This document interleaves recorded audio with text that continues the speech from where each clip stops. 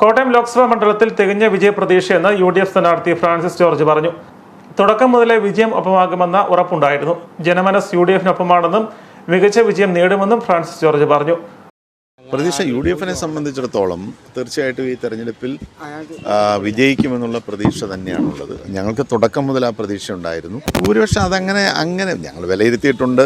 UDF-ൻ്റെ യോഗം 1-2 വട്ടം ചേർന്ന് കൃത്യമായി കണക്കുകൾ വെച്ച് അത് സംബന്ധിച്ചൊരു വിലയിരുത്തൽ നടത്തിയിട്ടുണ്ട്. ഞാനതേക്കുറിച്ച് പരസ്യമായൊരു പ്രതികരണത്തിന് മുതിരുന്നില്ല. നേതാക്കന്മാരൊക്കെ പറഞ്ഞിട്ടുണ്ടല്ലോ.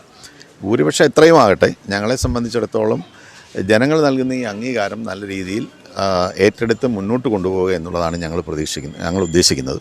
അപ്പോൾ അതുകൊണ്ട് ഭൂരിപക്ഷത്തെ സംബന്ധിച്ചുള്ള ഒരു ആശങ്കയോ അല്ലെങ്കിൽ ഒരു ചർച്ചയ്ക്കോ ഒന്നും വലിയ പ്രസക്തി ഉണ്ടെന്ന് എനിക്ക് തോന്നുന്നില്ല. നല്ല കാര്യമാണ്, നല്ല ഭൂരിപക്ഷം കിട്ടണമെന്ന് സ്വാഭാവികമായിട്ടും ആഗ്രഹിക്കും.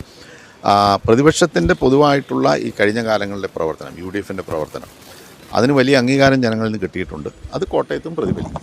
20 പാർലമെൻറ്റ് മണ്ഡലങ്ങളിലും പ്രതിഫലനം ഉണ്ടാകും. കഴിഞ്ഞ 2 തെരഞ്ഞെടുപ്പുകളിൽ നിന്ന് വ്യത്യസ്തമായി പരമാവധി യോജിപ്പ് പ്രതിപക്ഷ നിരയിൽ ഉണ്ടായിട്ടുണ്ട്. ഏതാണ്ട് 300-ലേറെ സീറ്റുകളിൽ നേരിട്ടാണ് മത്സരം.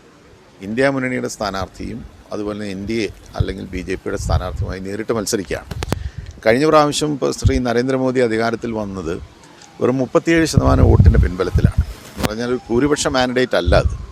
അതെന്തുകൊണ്ടാണ് സംഭവിച്ചത്? പ്രതിപക്ഷ കക്ഷികൾ ചിതറി നിന്ന് പല തട്ടിൽ നിന്ന് മത്സരിച്ചുകൊണ്ടാണ്. ഈ പ്രാവശ്യം അതിനൊരു മാറ്റം ഉണ്ടായിട്ടുണ്ട്. അപ്പോൾ അതിൻ്റെ ഒരു പ്രതിഫലനം അല്ലെങ്കിൽ അതിൻ്റെ ഒരു ഗുണഫലം തീർച്ചയായിട്ടും തെരഞ്ഞെടുപ്പിലുണ്ട്. ഭൂരിപക്ഷം എത്രയെന്ന് പറയാനാവില്ലെന്നും അദ്ദേഹം കോട്ടയത്ത് പ്രതികരിച്ചു. കേന്ദ്രത്തിൽ ഇന്ത്യ മുന്നണി അധികാരത്തിൽ വരുമെന്നാണ് പ്രതീക്ഷിക്കുന്നതെന്നും ഫ്രാൻസിസ് ജോർജ് കൂട്ടിച്ചേർത്തു.